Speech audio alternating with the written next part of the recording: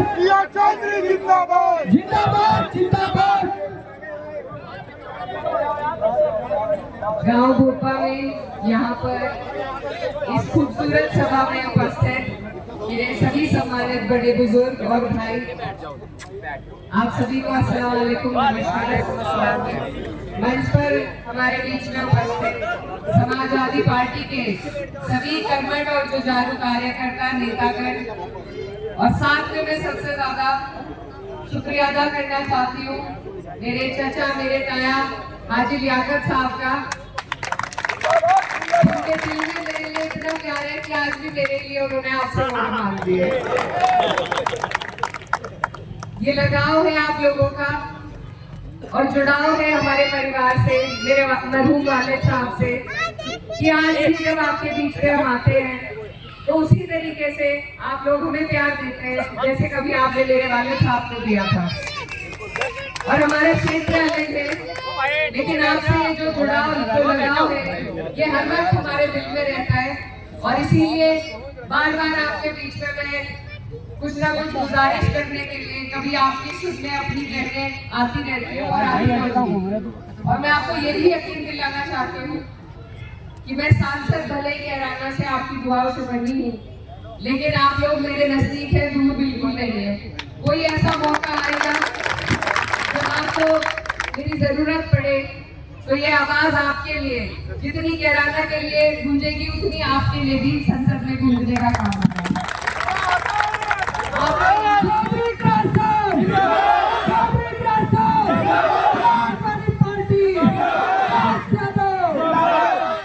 आपके यहाँ मेरे मरहूम वालिद का वो वक्त बीता है जो बिल्कुल आखिरी था। आखिरी वक्त में उन्हें मौका मिला आपकी खिदमत करने का और आपके बीच में रहने का, और ये जो रिश्ता वो जोड़ कर गए हैं ये आसानी से नहीं टूट सकता। तो उसी के बलबूते पर आज आपके बीच में मैं आई हूँ। और मैं आपको ये भी याद दिलाना चाहती हूँ कि जब मेरे वालिद साहब आपके बीच में काम किया करते थे, समाजवादी पार्टी ने जब उनके हाथों को मजबूत कर रखा था आप लोगों की वजह से, तो उनके ताकत का एहसास उनके एक एक कार्यकर्ता, उनके एक एक साथी को होता था। तो जिस पार्टी ने मेरे वालिद को मजबूती देने का काम किया था, आज जरूरत है हमें कि हम ऐसी पार्टी का साथ दें जो हमारे हिमायती हो, हमारी बात करती हो, हमारे लिए योजनाएं ऐसी बनाती हो कि हमारे बच्चों का मुस्तकबिल सुधर सके। आज 10 साल हो गए इस सरकार को, लेकिन किसी भी वर्ग के लिए, किसी भी जाति के लिए इन्होंने कोई ऐसी योजना ये लेकर नहीं आए कि किसी का भला हो सके। यहाँ पर आपके यहाँ जो मोरना मिल है उसका भी विस्तारीकरण 10 साल से ये करवा नहीं पाए। तो इनकी सारी बातें झूठी है, फर्जी है, और इनके पास कोई योजना आपके हमारे लिए नहीं है। इसका जवाब इन्हें जनता ने लोकसभा के चुनाव में भी दिया। हमारे 37 MP आप सबकी मेहनत से जीत कर पहुंचे हैं। अब ये जो गति पार्टी को मिली है इसको बरकरार रखना है आपको और हमें मिलकर, क्योंकि सिर्फ समाजवादी पार्टी ऐसी पार्टी है जो आने वाली 27 में भाजपा को हराकर अपनी सरकार बनाएगी इंशाल्लाह। और ये चुनाव उससे दूर नहीं है। 27 का रास्ता इसी उपचुनाव से निकल करके आएगा।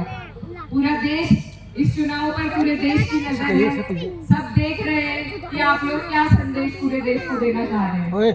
तो इसलिए ये चुनाव हल्का चुनाव नहीं है, बहुत ही महत्वपूर्ण चुनाव है, एक संदेश भेजने का चुनाव है। कुछ लोग ये भी कह रहे हैं कि सरकार ना बनेगी ना बिगड़ेगी, वो बात बिल्कुल ठीक है, लेकिन कुछ चीजें अपने वजूद की, अपनी लड़ाई को दिखाने के लिए होती है, और ये वही लड़ाई है। अगर आप लोग यहाँ से 9 की 9 सीटों पर भाजपा को हराकर समाजवादी पार्टी को जिताकर भेजेंगे तो इनकी बुनियादें लखनऊ और दिल्ली में हिलने का काम होगा। और तभी आपको और हमें आने वाले वक्त में ये हिम्मत मिलेगी, ये हौसला मिलेगा कि हम लोग सब एकजुट होकर एक नजरिया बनेगा और हमारी सरकार बनने का काम भी उसी नजरिए से होगा। तो इसलिए अगर हम अपने वोटों को इधर उधर बांट देंगे, सबको थोड़ा थोड़ा दे देंगे, उससे फायदा किसी का नहीं है सिवाय भारतीय जनता पार्टी की। तो इसलिए आप लोग सब समझदार हैं। राजनीति में मुझसे ज्यादा आप लोग सब जानकारी रखते हैं।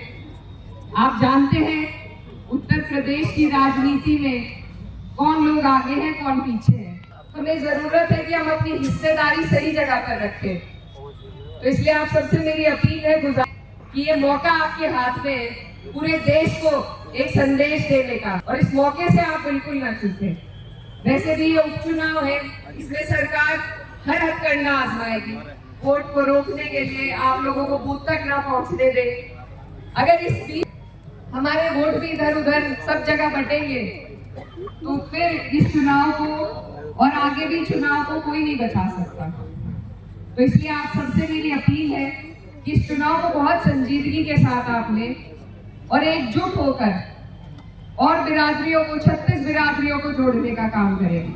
मैं जीता जागता सबूत हूँ आपके सामने कि कोई भी चुनाव किसी एक बलबूते पर नहीं जीता जाता, और हमारे देश में आज भी ऐसे लोग मौजूद हैं जो अमन पसंद हैं, जिन्होंने मुझे अपना आशीर्वाद देकर संसद तक पहुंचाया, वरना मेरा कोई नहीं था। ये आप जानते हैं।